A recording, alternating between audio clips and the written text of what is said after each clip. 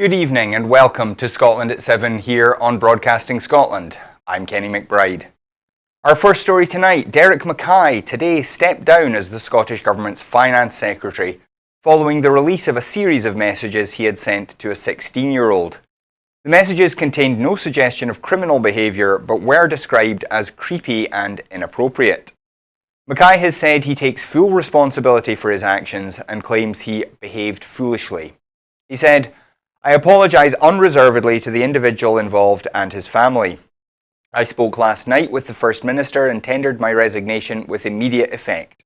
Serving in government has been a huge privilege and I am sorry to have let colleagues and supporters down." Accepting Mackay's resignation, First Minister Nicola Sturgeon said, "Derek has taken full responsibility for his actions and apologises unreservedly for them to the individual involved and to those he has let down. He has submitted his resignation as a government minister, which I have accepted. Derek has made a significant contribution to government. However, he recognises that his behaviour has failed to meet the standards required." As a result, at Holyrood today, Kate Forbes MSP became the first woman ever to deliver a Scottish budget. Forbes, who currently serves as Public Finance Minister, announced a series of measures designed to accelerate Scotland's transition to a net zero carbon economy, as well as £500 million of increased funding to local authorities and several progressive improvements to Scotland's tax system. Tax changes included a freeze on the threshold for the top rate of income tax, while the threshold for lower rates will increase. This means that the lowest earning 56% of workers in Scotland will continue to pay less than elsewhere in the UK, while the highest earners will pay a little more. Pro-environment measures include £220 million of seed funding for the Scottish National Investment Bank to support its mission to drive the transition to a net zero economy, increased investment of £270 million in rail services and an additional £16 million in concessionary travel and bus services, increased investment of £5.5 million in active travel, £20 million for peatland restoration, with a commitment to invest more than £250 million over 10 years. Investment of more than £64 million to support the commitment to plant 12,000 hectares of forestry with the aim to reach 15,000 hectares by the mid-2020s. And a new £120 million heat transition deal and a total investment of £151 million in energy efficiency.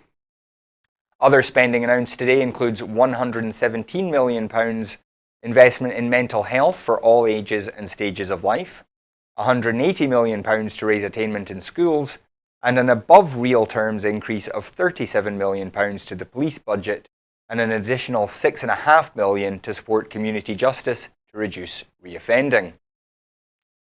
In Washington, Donald Trump was last night acquitted on both articles of impeachment following a short show trial in the Republican-controlled Senate.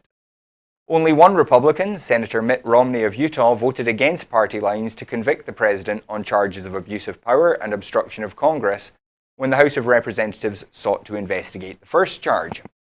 Speaking at a national prayer breakfast in Washington, Trump said, "As everybody knows, my family, our great country, and your president have been put through a terrible ordeal by some very dishonest and corrupt people. They have done everything possible to destroy us, and by so doing, very badly hurt our nation. They know what they are doing is wrong, but they put themselves far ahead of our great country." Democratic Senator Richard Blumenthal said, "This vote is no vindication, it's no real acquittal, it's no victory. It's meaningless in terms of guilt or innocence because the American people will draw their own conclusion from what they saw." And I do apologise, but we have a video to show you. We have a response to the budget from Roger Mullen, the former SNP MP, now involved with the organisation Momentous Change. And we have a few minutes of his response to the budget here. Well, I'm giving an immediate response to the statement in Parliament to the Scottish budget. And I have to say, first of all, I think great credit has to go to Kate Forbes. Under the circumstances that she faced with only a few hours' notice, I think she did an exceptionally fine job. And not only that, her response to Murdo Fraser, I think, was strong, assured, intelligent, and everything that people could be very proud of. My immediate thoughts are that this has been a very cleverly crafted budget under the circumstances. And of course, it had to be, because it was being made in a circumstance when there was tremendous uncertainty as to what was going to happen at the UK end. This Scottish budget would normally be made after it was known what the fiscal circumstances were following a UK budget. Clearly, that was not the case. And towards the end of her speech, Kate Forbes quite understandably made the point that if the UK government does not deliver on what it has promised we can expect from the forthcoming budget, then she will have to return to Parliament and see what revisions are necessary. However, with the limited amount of scope available, I think there are a number of features that deserve comment. The first would be in relation to climate change. Now, normally, what happens in a budget, if you had complete control over tax and spend, you would find quite a lot of measures taxation-wise that was there to provide, as it were, the stick to affect behavioural change. That's not available to the Scottish Government because they have so little control over taxes and little control over the taxes that would directly affect behaviour related to climate change.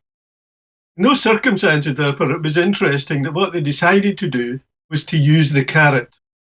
They were able to bring in lots of new commitments, lots of new expenditure, all geared towards trying to create behavioural change that would address the climate emergency.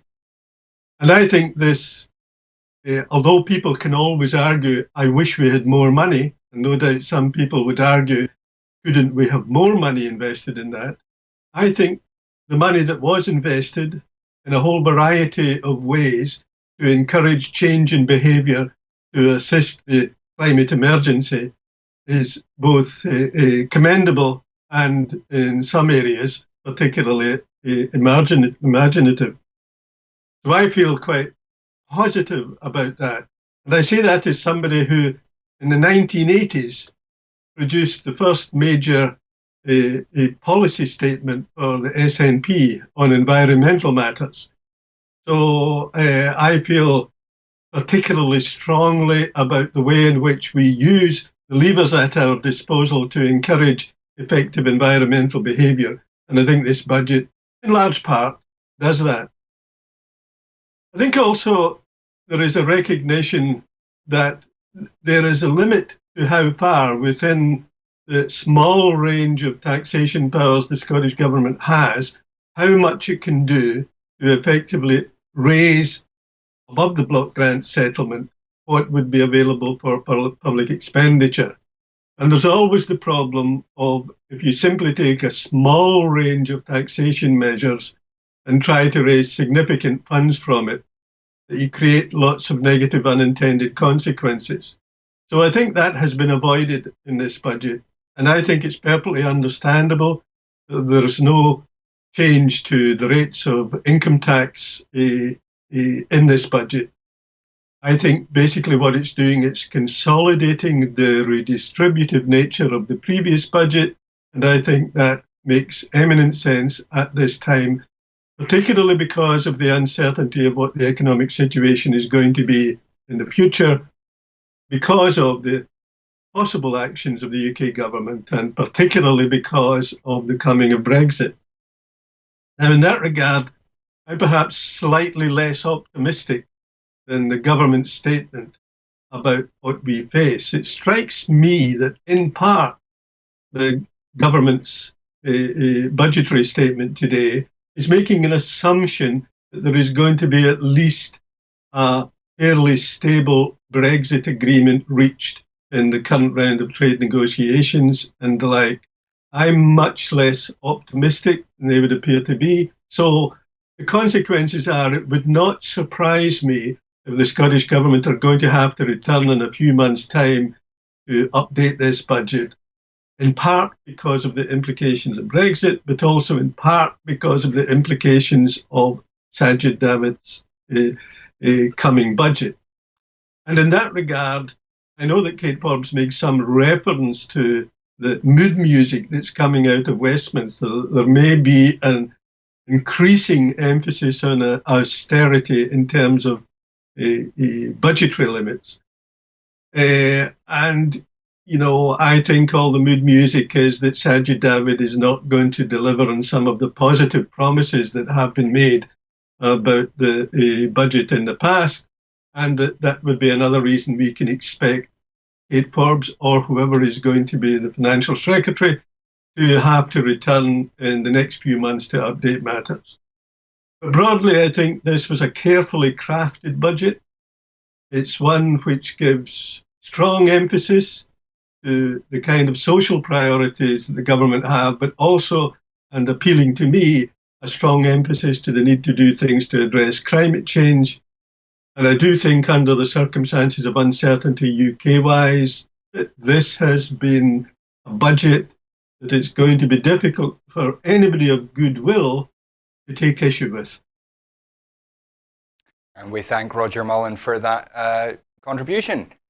Back in the US, Americans are still waiting for final results from Monday's Iowa caucuses, amid accusations that partial results released so far contain numerous inaccuracies. With results from around 96% of precincts officially announced, Bernie Sanders leads the statewide vote count on both the first and second alignment, but former mayor of South Bend, Indiana, Pete Buttigieg, has taken a slight lead in state delegate equivalence, the measure that actually matters in terms of choosing a Democratic challenger for President Trump in November's general election. The New York Times reported that one tranche of results released late last night was riddled with inconsistencies and other flaws, including differences with reports released independently by county authorities across the state. Back in Britain, a third person in the United Kingdom has tested positive for coronavirus, England's Chief Medical Officer announced today. Chief Medical Officer Chris Whitty said a further patient has tested positive for coronavirus, bringing the total number of cases in the UK to 3. The individual did not acquire this in the UK. We are now working quickly to identify any contacts the patient has had. The patient is being transferred to a specialist hospital. The first 2 people in Britain to be diagnosed with the virus are being treated at a hospital in Newcastle, according to health department statements last week. Coronavirus spread among passengers of a quarantined Japanese cruise liner today and dragged down production at yet more global businesses as scientists across the world searched for a vaccine. The death toll from the virus in mainland China jumped by 73 to 563, with more than 28,000 confirmed infections in the country. Significant parts of China are now under almost total lockdown in efforts to contain the disease, putting immense strain on the Chinese and global economy. Ruth Davidson has been nominated by the Prime Minister for a peerage, months after she resigned as leader of the Scottish Conservatives over differences with Boris Johnson. The Edinburgh Central MSP stepped down in August after 8 years in the role, just weeks after Johnson's appointment as PM. It was initially reported that Davidson was stepping down due to personal reasons, though it later emerged that this was only part of the story, and that her differences with Johnson over Brexit were also behind her resignation. Davidson said she was furious with Johnson's plan to prorogue Parliament. Now, the former Scottish Tory leader is set to take her place in the House of Lords, where she will continue to influence legislation without the inconvenience of facing the electorate. The next contract to operate the Northern Isles ferry services will be awarded to Serco Northlink Ferries by the end of March. Transport Scotland has now completed its engagement with the European Commission in relation to outstanding state aid issues. CalMac Ferries has also withdrawn its legal action. In order to complete the award process and allow a mobilisation period, the current contract has been extended by a period of up to 6 months to ensure continuity of services for Orkney and Shetland. Minister for Energy, Connectivity and the Islands, Paul Wheelhouse, said, "I'm very pleased these issues have been resolved so that we can now start to focus on the award of the new contract and the benefits it will bring to the communities that are served by these lifeline ferry services. These include customer-focused enhancements such as extra premium cabins, terminal lounge refurbishment at Hatston, and extended opening hours for customer services. We want to support key sectors of the Northern Isles economies, such as tourism, fishing, food and drink, aquaculture and farming. With these sectors in mind, the new contract will also include the flexibility to allow timetabled freight and ferry services to be amended to better reflect changes in future demand. And finally, actor Kirk Douglas has died at the age of 103. Douglas was best known for his iconic role in 1960's Spartacus. He also produced the film and effectively broke the Hollywood blacklist by giving all credit for the film's success to the blacklisted screenwriter Dalton Trumbo. He starred in more than 90 films in his long career and received 2 Oscar nominations for The Bad and the Beautiful and Lust for Life.